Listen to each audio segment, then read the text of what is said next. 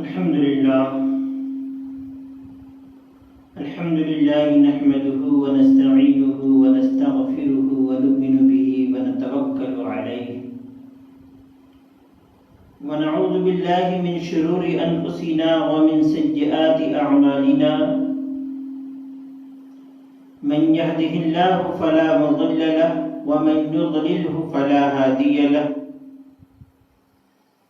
ونشهد أن لا إله إلا الله وحده لا شريك له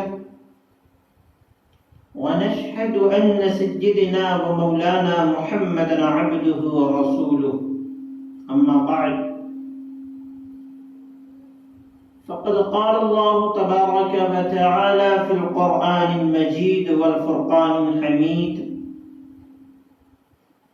فأعوذ بالله من الشيطان الرجيم بسم الله الرحمن الرحيم كلا لئن لم ينته لنسفعا بالناصية ناصية كاذبة خاطئة فليدع ناديه سندع الزبانية كلا لا تطعه واسجد واقترب آمنت بالله صدق الله المولانا العظيم وصدق رسوله النبي الأمين المتين الكريم ونحن على ذلك لمن الشاهدين والشاكرين والحمد لله رب العالمين. معزز ناظرین، السلام علیکم ورحمۃ اللہ وبرکاتہ۔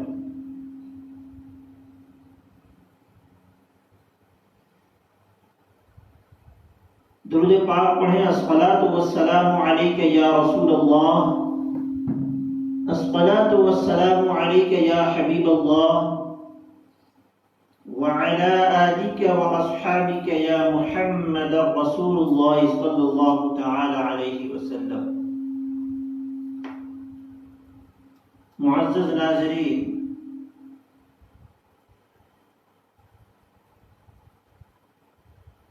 بحمده تعالى وبتوفيق إلهي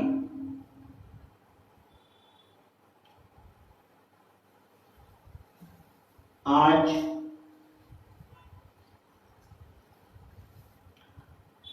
ہم اور آپ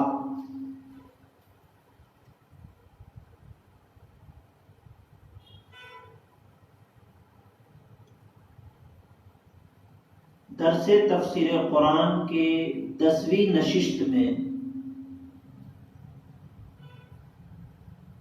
روبرو ہو رہے ہیں۔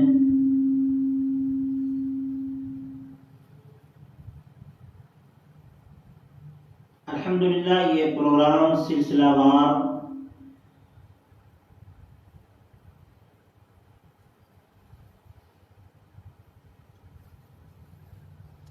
چل رہا ہے۔ پچھلی نشست میں ہم نے جو تفسیر کی تھی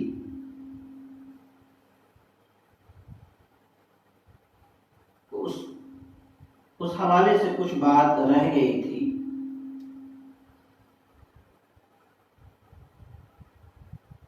ہم نے تفسیر کی تھی کلا ان الانسان لیطغی ان رآہ استغنی، یہاں تک تفسیر ہو گئی تھی۔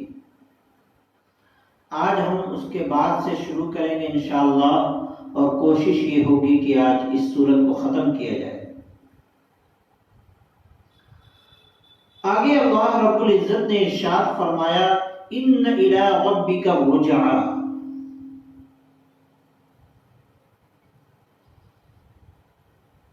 انسان کے اندر غرور اور تکبر پیدا ہو جاتا ہے تو وہ یہ بھول جاتا ہے کہ ہم کو واپس رب کی بارگاہ میں پلٹنا بھی ہے۔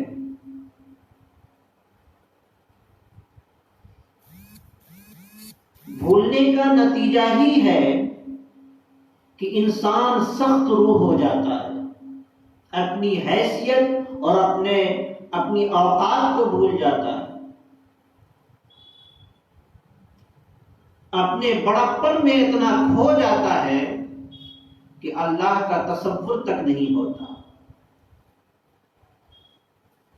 اللہ رب العزت نے ارشاد فرمایا، یاد رکھو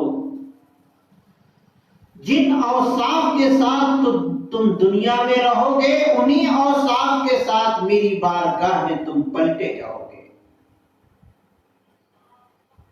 اگر تمہاری زندگی میں تواضع انکساری ہے، خاکساری ہے، غرور و تکبر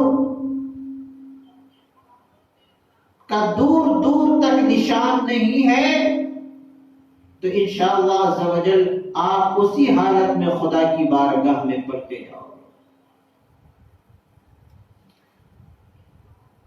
یہ آیت ہمیں اس بات کی طرف بھی دعوت دے رہی ہے کہ لوگوں اپنی اوصاف کو، اپنی صفتوں کو، اپنے معاملات کو اچھا رکھو تاکہ ہم خدا کے حضور حاضر ہو سکیں۔ اللہ رب العزت نے ارشاد فرمایا، ان الی ربک الرجعی۔ اس کی تفسیر کی گئی ہے، ای مرجع من ھذا وصفہ، جس صفت کے ساتھ وہ ہوگا اس صفت کے ساتھ لوٹایا جائے گا، فنجازیہ، اور اسی حساب سے اس کو بدلہ دیا جائے گا۔ رب تبارک و تعالی اسی حساب سے اس کو رزلٹ دے گا، نتیجہ دے گا۔ اگر انسان نے اچھا عمل کیا ہے تو خدا کی بارگاہ میں اس کا نتیجہ بہتر ہوگا، اگر انسان نے برا عمل کیا ہے تو خدا کی بارگاہ میں اس کا نتیجہ برا ہوگا۔ آگے اللہ رب العزت نے ارشاد فرمایا، ارأیت الذی ینہا، کیا تم نے دیکھا اس کو جو منع کرتا ہے؟ عبدن اذا صلی، عبدن سے مراد یہاں پہ آقا کریم صلی اللہ علیہ وسلم،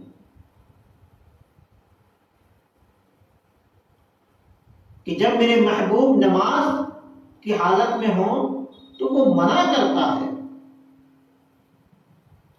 منع کرنے والا کون ہے؟ تو اس کے بارے میں تفسیر میں آتا ہے، وَهُوَ أَبُو جَهْلٍ، وہ ابو جہل ہے۔ عبدن، اس کے بارے میں پھر تفسیر کی گئی، وَهُوَ مُحَمَّدٌ صلی اللہ تعالی علیہ وسلم، عبدن سے مراد آقا کریم صلی اللہ علیہ وسلم۔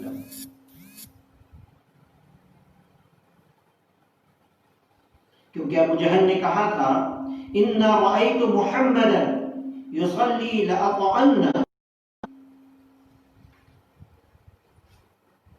عُنُقِهِ۔ ابو جہل نے کہا کہ اگر میں محمد کو نماز پڑھنے کی حالت میں دیکھ لوں تو میں ان کی گردن کو مموڑ دوں گا۔ یہ کس نے کہا؟ ابو جہل نے کہا۔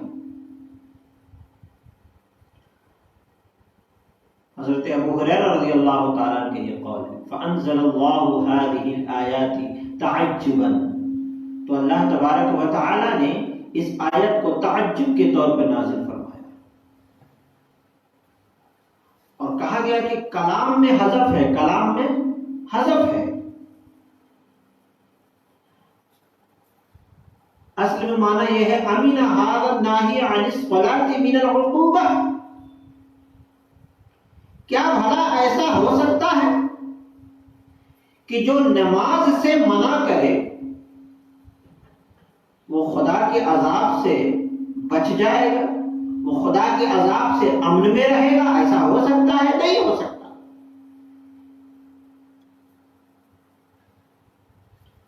پھر آگے آیا، أَرَأَيْتَ إِن كَانَ عَلَى الْهُدَى، بھلا دیکھو تو اگر وہ ہدایت پر ہوتا، او امر بالتقوی، یا تقوی کا حکم دیتا، تو سرکار اللہ رب العزت نے ارشاد فرمایا، اے ابو جہل، ان کان محمد علی هذه الصفہ، اگر میرے محبوب ان صفتوں سے متصف ہوں،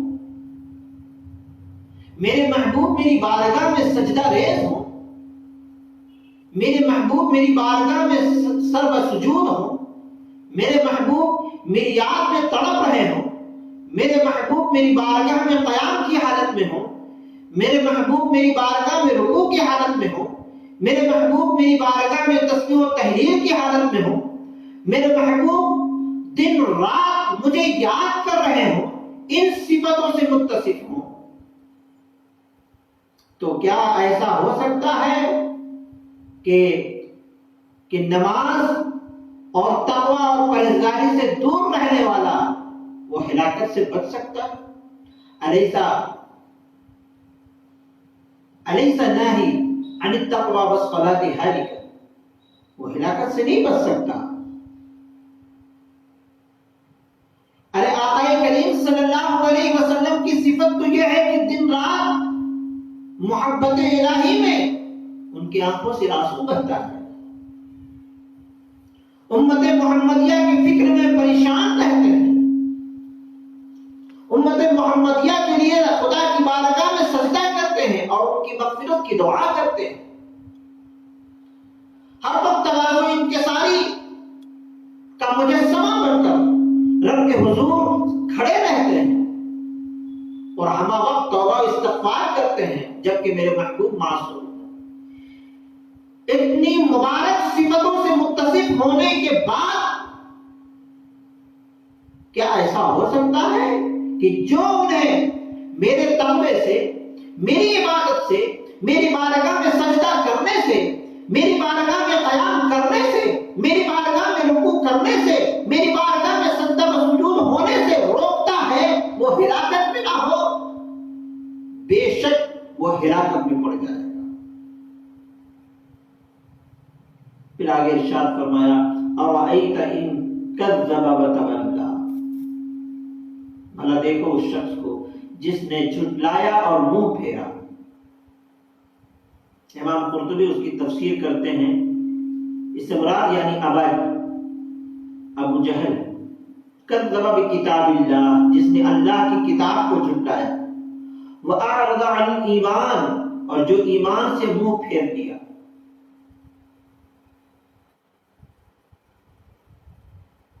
أَرَأَيْتَ الَّذِي يَنْهَى عَبْدًا إِذَا صَلَّى وَهُوَ عَلَى الْهُدَى أَوْ أَمَرَ وَأَمَرَ بِالتَّقْوَى، وہی بات ہے جو میں نے عرض کیا پہلے۔ امام قرطبی کہتے ہیں کہ ایسا ہو سکتا ہے کہ جو ایمان سے منہ پھیر لے، جو اللہ کی کتابوں کا جھٹلانے والا ہو، جو اللہ کا منکر ہو، جو خدا کے ساتھ دوسرے کو شریک کرنے والا ہو، جو شرک میں مبتلا ہو، اللہ کی وحدانیت کا انکار کرتا ہو، رسول کی رسالت کا انکار کرتا ہو، میری عبادت سے، میری بندگی سے دور ہو، میری اطاعت و فرما برداری سے دور ہو،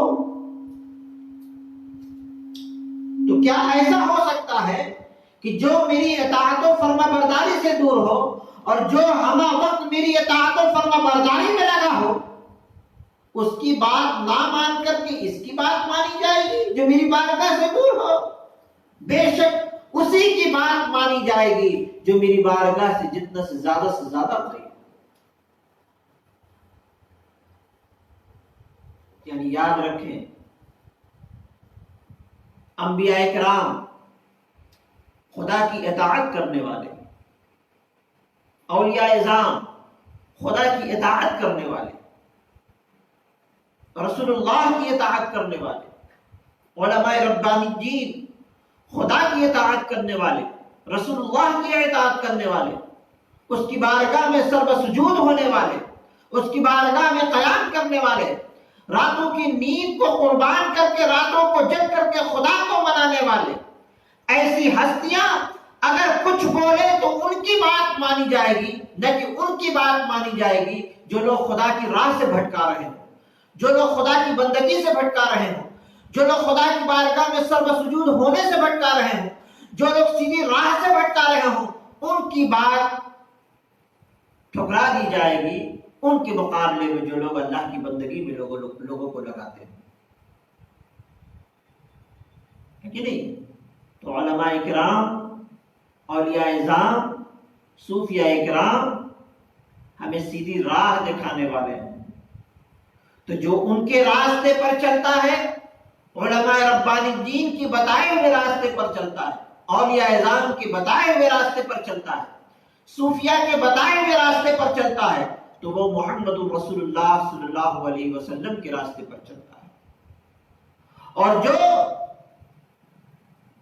اللہ کی اطاعت سے منہ موڑتا ہے، رسول اللہ کی اطاعت سے منہ موڑتا ہے، اللہ کی بندگی سے منہ موڑتا ہے، اللہ کی نافرمانی کو اپنا پیشہ بنا لیتا ہے، ہمہ وقت دین اور شریعت کا مذاق بنا کے رکھتا ہے، رسول اللہ کی شریعت میں گستاخی کرتا ہے، رسول اللہ کی بارگاہ میں گستاخی کرتا ہے، اللہ کی بارگاہ میں گستاخی کرتا ہے، تو یاد رکھو وہ ابو جہل کے مشن پہ چل رہا ہے۔ تو آپ اور ہم کو چاہیے کہ ہم اپنے راستے پر غور کریں کہ ہمارا راستہ کدھر جا رہا ہے، رسول اللہ کی بارگاہ کی طرف جا رہا ہے، رسول اللہ کی مشن کی طرف جا رہا ہے، یا ابو جہل کی گمراہیت کی طرف جا رہا ہے۔ ہمیں اپنے مشن پر غور کرنا چاہیے۔ اس کے بعد اللہ رب العزت نے ارشاد فرمایا، کلا لئن لم ينتہی لنسفعا بالناصیہ ناصیۃ کاذبۃ خاطئہ، ہرگز نہیں، فرمایا لئن لم ينتہی، اگر وہ اپنی کرتوت سے باز نہیں آیا، اگر وہ اپنی حرکت سے باز نہیں آیا۔ کون؟ ابو جہل۔ یہ سب ابو جہل کے حق میں یہ آیت نازل ہوئی۔ اگر وہ اپنے کرتوت سے باز نہیں آیا، اپنی حرکت سے باز نہیں آیا، فرمایا لنسفعا بالناصیہ۔ اس سے پہلے جو آیت ہے کلا لئن لم ينتہی سے پہلے اللہ رب العزت نے ارشاد فرمایا اس میں،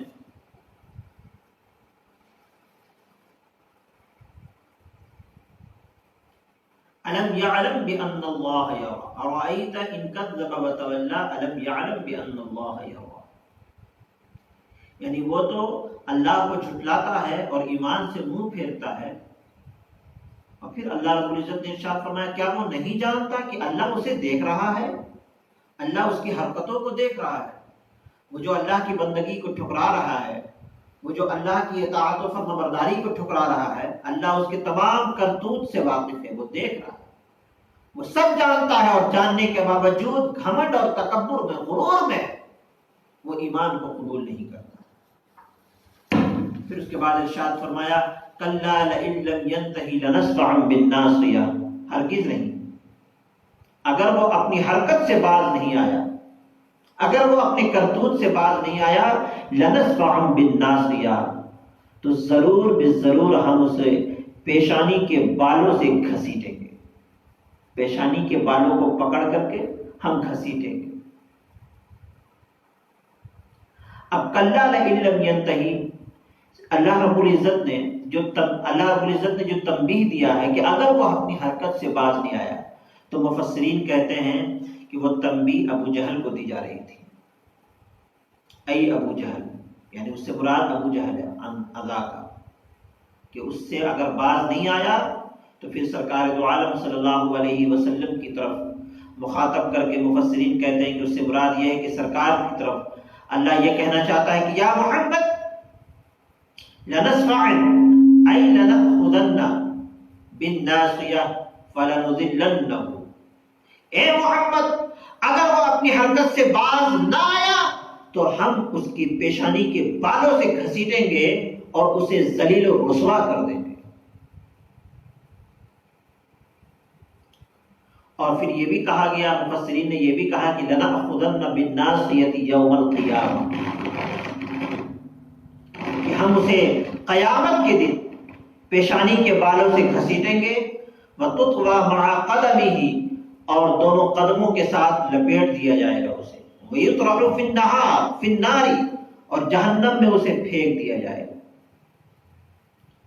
قال تعالی فَيُؤْخَذُ بِالنَّوَاصِي وَالْأَقْدَامِ، جیسا کہ سورہ رحمان میں اللہ رب العزت نے ارشاد فرمایا ہے کہ ہم اسے پیشانی کے بالوں سے پکڑ کر کے گھسیٹیں گے۔ وَإِن كَانَتْ أَبِي جَهْلٍ فَهِيَ عِظَةٌ لِلنَّاسِ، پھر مفسرین کہتے ہیں کہ اگر اس سے مراد ابو جہل ہے تو وہ لوگوں کے لیے نصیحت ہے۔ وہ کیا ہے؟ لوگوں کے لیے نصیحت ہے۔ غزوہ بدر میں ابو جہل مارا گیا، سرکار دو عالم صلی اللہ علیہ وسلم نے نشان کھینچ دی تھی آقا کریم صلی اللہ علیہ وسلم کہ یہاں پہ فلاں شخص مرے گا، یہاں پہ فلاں شخص مرے گا، یہاں پہ فلاں شخص مرے گا، اور اسی نشان پر ابو جہل جا کے مرا۔ لاکھ کوشش کرتا رہا کہ ہم اس نشان سے ہم باہر ہو جائیں، اتنا بڑا بدبخت تھا کہ اس عالم میں بھی نبی کی بات کو جھٹلانے کی کوشش کر رہا تھا، اور بہت کوشش میں لگا رہا کہ ہم نشان سے باہر ہو جائیں تاکہ نبی کی بات کی تصدیق نہ ہونے پائے۔ لیکن اللہ کے رسول صلی اللہ علیہ وسلم کی زبان پر تو اللہ بولتا ہے، سرکار نے جو فرما دیا وہ ہو کر رہا تھا۔ آقا کریم صلی اللہ علیہ وسلم نے نشان کھینچ دیا، کہا ابو جہل یہاں مرے گا، اسی نشان پر وہ ملا، اپنے آپ کو گھسیٹتا رہا۔ تو مفسرین کہتے ہیں کہ ابو جہل مراد ہے تو فَهِيَ عِظَةٌ لِلنَّاسِ، تو وہ لوگوں کے لیے نصیحت ہے۔ وَتَحْدِيدٌ لِمَنْ يَمْتَعُ أَوْ يَمْنَعُ غَيْرُهُ عَنِ الطَّاعَةِ،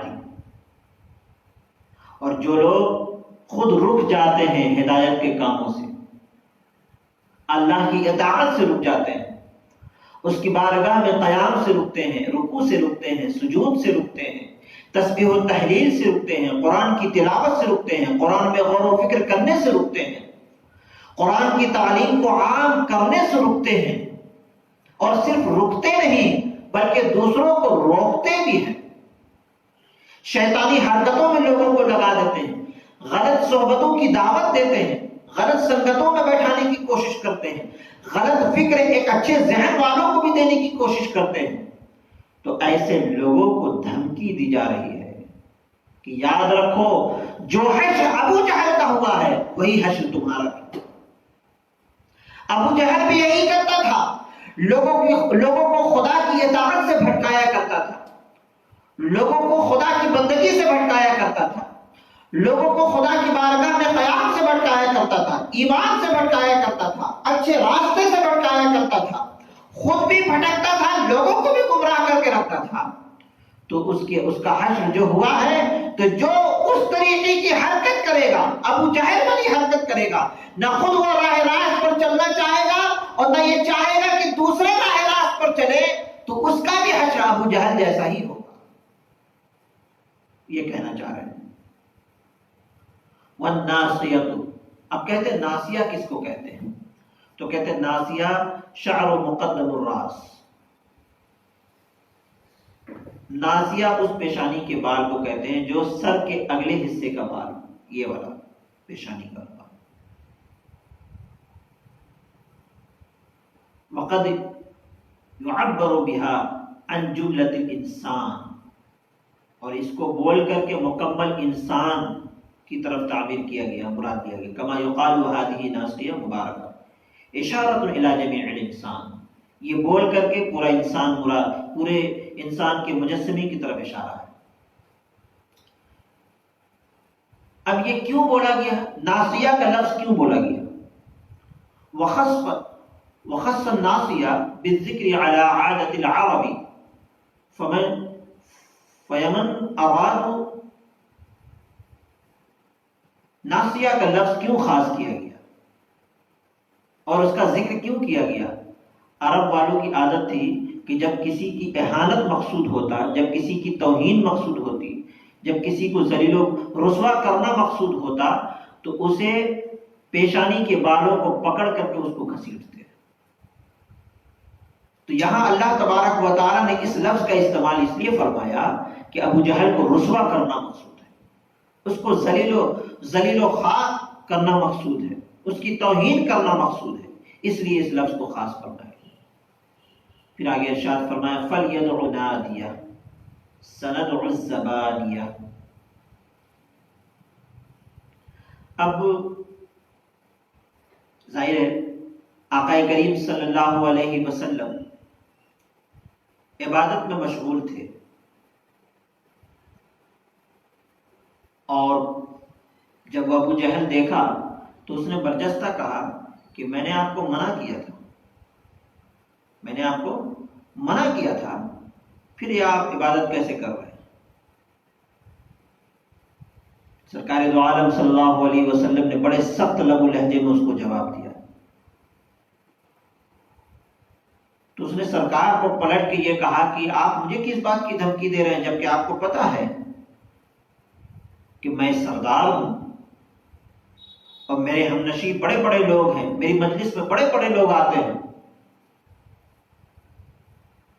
تو اللہ رب العزت نے ارشاد فرمایا فَلْيَدْعُ نَادِيَهُ، تو بلاؤ ان کو اپنی مدد کے لیے۔ سَنَدْعُ الزَّبَانِيَةَ، تو ہم بھی جہنم کے فرشتوں کو بلا لیں گے۔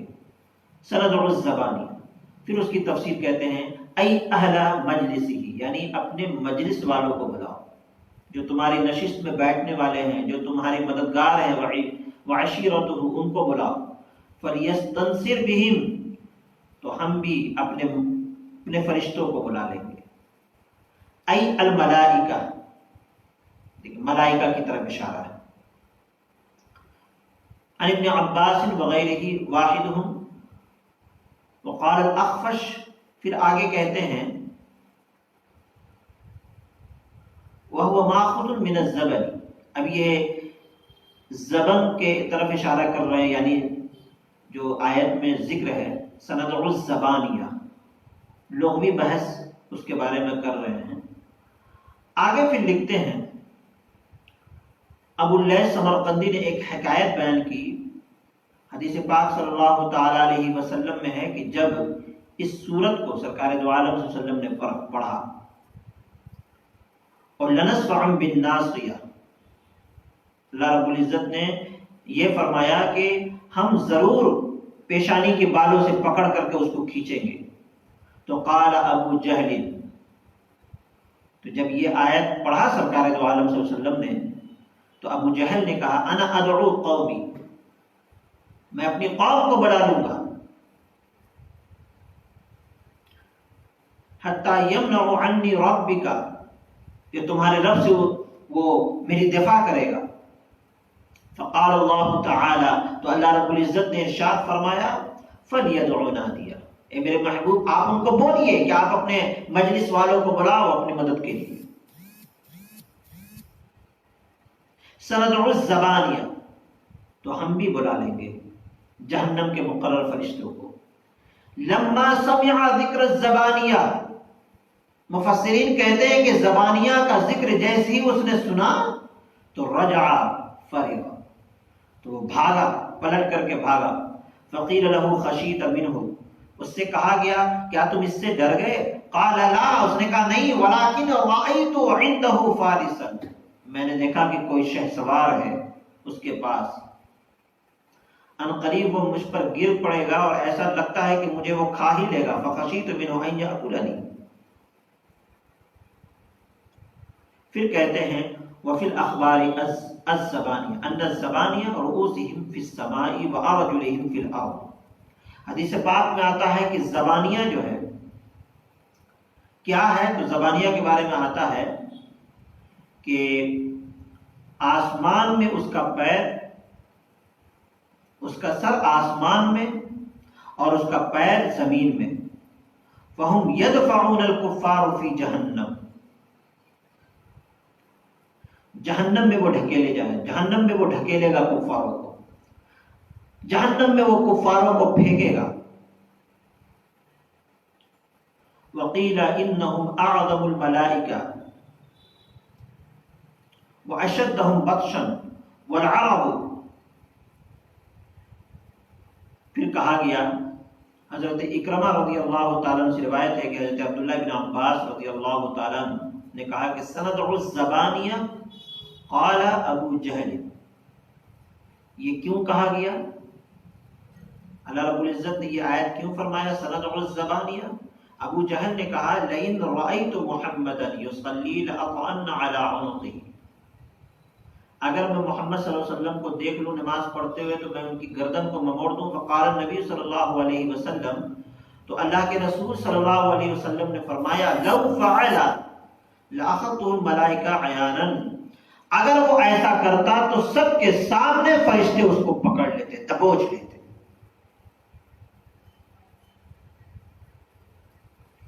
قال مر ابو جہل علی النبی صلی اللہ تعالی علیہ وسلم،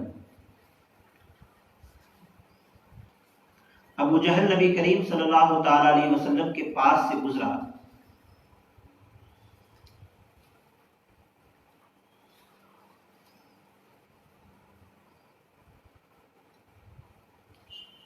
ان صح يلزم عليه السجود وان كان مقترن بالركوع۔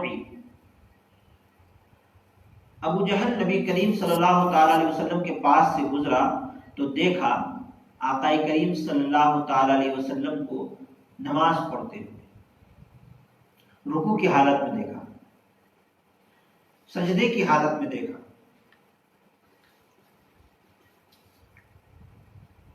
تو اس نے کہا میں نے منع کیا تھا آپ کو اس حالت میں آنے میں، تو اللہ کے رسول نے بڑی سخت لب و لہجے میں کہا، تو پھر اس نے اس طریقے کی دھمکی دی۔ پھر اسی روایت کو پیش کرتے ہیں مفسرین، ہے نا، کہ اللہ رب العزت نے پھر اس پر یہ آیت اتاری سندع الزبانیہ۔ آگے ارشاد اللہ رب العزت نے ارشاد فرمایا کلا لا تطعه واسجد واقترب، ہرگز نہیں، نہیں بالکل نہیں، اس کی اطاعت مت کیجیے۔ واسجد واقترب، آپ سجدہ کیجئے اور میرے قریب ہو جائیے۔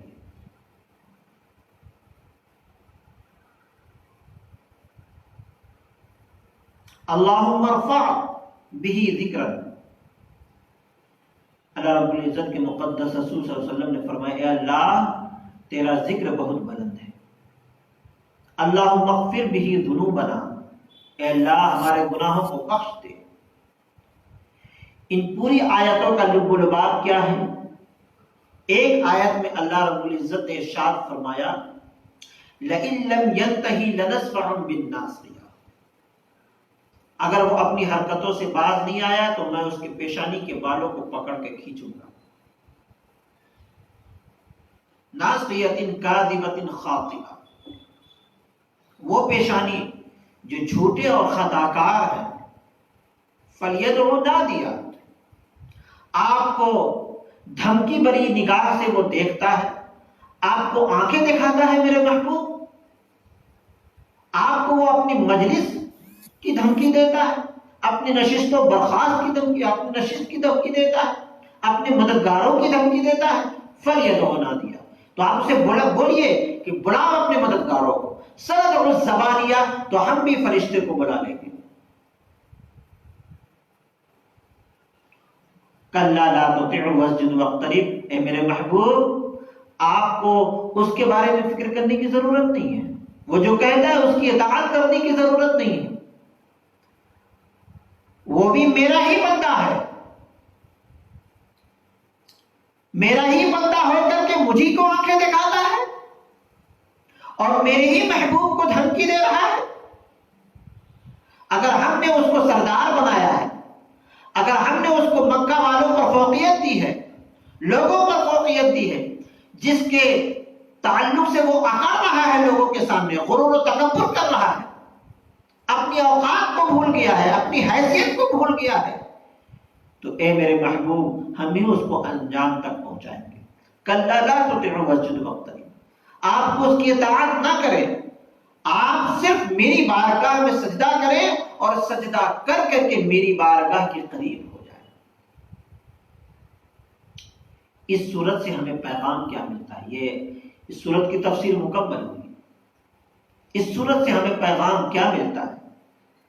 اس صورت سے ہمیں پیغام یہ ملتا ہے اے لوگوں دنیا کی حرص مت رکھو، اور یاد رکھو جو لوگ اللہ سے ڈرتے ہیں اسے دنیا سے ڈرنے کی ضرورت نہیں ہے۔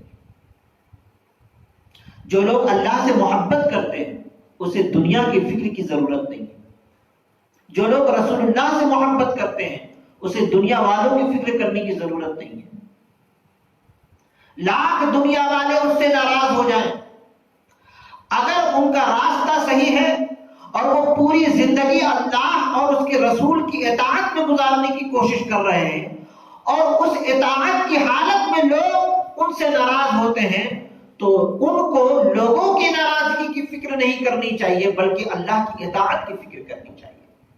آج بھی بہت سارے ایسے لوگ ہیں جو حق بات دوسروں تک پہنچانے میں کتراتے ہیں، شریعت کی جو حق بات ہے وہ دوسروں تک پہنچانے میں کتراتے ہیں۔ کیوں؟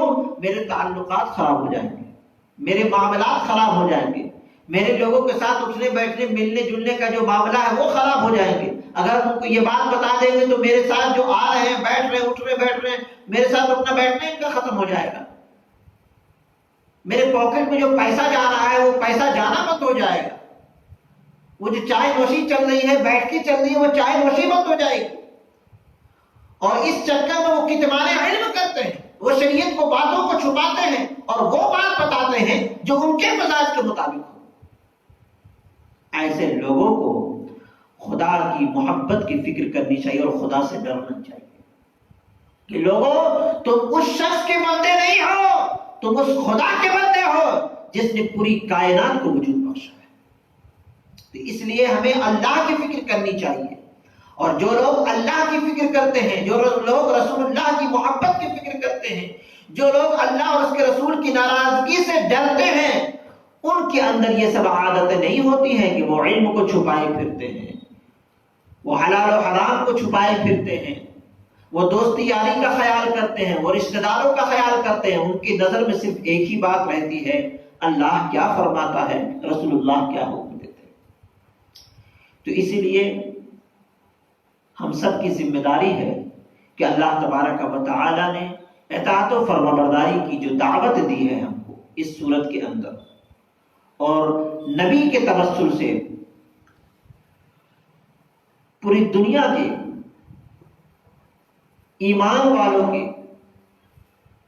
کو جو دعوت دی ہے اطاعت و فرمانبرداری کی، اپنی محبت کی جو دعوت دی ہے، ہمیں چاہیے کہ اس دعوت کو ایکسیپٹ کریں، ہمیں چاہیے کہ اس دعوت کو قبول کریں اور خدا کی بارگاہ میں سر بسجود ہوں، خدا کی فکر کریں، اس کی ناراضگی کی فکر کریں، اس کی خوشنودی کی فکر کریں، رسول اللہ کی ناراضگی کی فکر کریں، رسول اللہ کی خوشنودی کی فکر کریں، اور ان کے مشن پر چلے بھی اور دوسروں کو چلانے کی کوشش کریں۔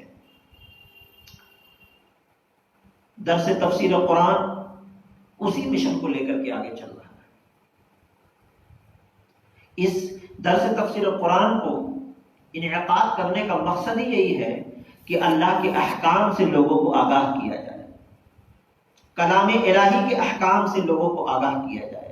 ہم اور آپ نماز میں پڑھتے ہیں سورتوں کو، ان سورتوں میں اللہ نے ہمیں کیا حکم فرمایا ہے، کس چیز کا بیان ہے، اس کو سمجھ کر کے لوگوں کو سمجھایا جائے اور لوگوں کو آگاہ کیا جائے، لوگ سمجھیں کہ قرآن میں اللہ نے کیا فرمایا۔ قرآن کے فرمان کو، اللہ کے فرمان کو، رسول اللہ کی محبت کو، رسول اللہ کی اطاعت کو عام کرنے کے لیے یہ درس تفسیر قرآن کا پیغام آپ کے سامنے رکھا گیا ہے۔ الحمدللہ آج 10ویں نشست مکمل ہوئی۔ رب العزت کی بارگاہ میں دعا ہے کہ مولا کریم ہم سب کو کہنے اور سننے سے زیادہ عمل کرنے کی توفیق عطا فرمائے۔ استغفر اللہ ربی من کل ذنب واتوب الیہ، لا الہ الا اللہ محمد رسول اللہ صلی اللہ تعالی علیہ وسلم۔ اور یہ یہاں پر آیت لکھی ہوئی ہے، کلا، جو میں نے آیت پڑھی ہے، کلا کا مطلب ہرگز نہیں، لئن لم ینتہی، لئن لم ینتہی کا مطلب اگر نہ باز آیا، لنصفعا، ہم ضرور گھسیٹیں گے، بالناصیۃ، پیشانی کے بالوں سے۔ ناصیۃ کا مطلب پیشانی، کاذبۃ خاطئہ، جھوٹی اور گنہگار، کاذبہ مطلب جھوٹی، خاطئہ مطلب گنہگار۔ فلیدعو، تو بلا لے، نادیہ، اپنی مجلس، سندعو، ہم بلاتے ہیں، ہم بھی بلاتے ہیں، الزبانیہ، پیالے، یعنی فرشتوں کو، کلا نہیں یعنی ہرگز نہیں، لا تطعہ اس کی بات نہ مانے۔ اللہ اپنے محبوب کو کہہ رہا ہے کہ ہرگز اس کی بات نہ مانے، واسجد اور سجدہ کیجئے، واقترب اور نزدیک ہو جائیے میرے۔ یہ اس کا لفظی معنی ہے، خلاصہ ترجمہ میں نے یہاں پیش کیا ہے۔ بے شک اگر وہ باز نہ آیا تو ہم ضرور اس کو پیشانی کے بالوں سے گھسیٹیں گے، وہ پیشانی جو جھوٹی گنہگار ہے۔ اسے چاہیے کہ اپنی مجلس مددگاروں کو بلائے، ہم بھی عنقریب دوزخ کے مقرر کردہ فرشتوں کو بلائیں گے۔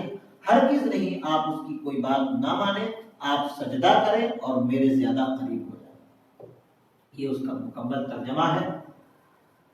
الحمدللہ جس طرح درس تفسیر قرآن عمل میں آ رہا ہے، پروگرام چل رہا ہے، اسی طرح انشاءاللہ عز و جل میری کوشش یہ ہے کہ اگلے جمعہ سے، یہ تو مہینے میں 2 دن پروگرام چلتا ہے، 2 سنیچر کو پروگرام چلتا ہے، انشاءاللہ اگلے جمعہ سے الفقہ الاسلامی کے نام سے، الفقہ الاسلامی کے نام سے درس حدیث کا پروگرام ہم انشاءاللہ شروع کرنے جا رہے ہیں۔ وہ اشتہار آپ تک انشاءاللہ جلد سے جلد پہنچ جائے گا۔ پہلے پروگرام میں انشاءاللہ جمعہ کے دن ہمارے صوفی ملت حضرت سید الشاہ شمس الحق صاحب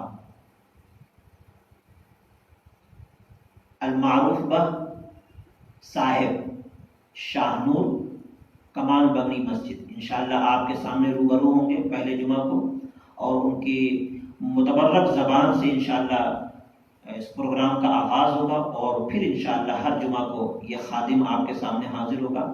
10 یا 15 منٹ کا وہ پروگرام ہوگا انشاءاللہ حدیث کی روشنی میں۔ آپ تمام حضرات سے گزارش ہے کہ جس طریقے سے آپ درس تفسیر قرآن سے جڑ رہے ہیں، اسی طریقے سے درس حدیث سے بھی جڑیں انشاءاللہ۔ اللہ تبارک و تعالی ہمارے کہنے اور آپ کے سننے کو اپنی بارگاہ میں قبول فرمائے۔ استغفر اللہ ربی من کل ذنب واتوب الیہ، لا الہ الا اللہ محمد رسول اللہ صلی اللہ تعالی علیہ وسلم۔ السلام علیکم ورحمۃ اللہ وبرکاتہ۔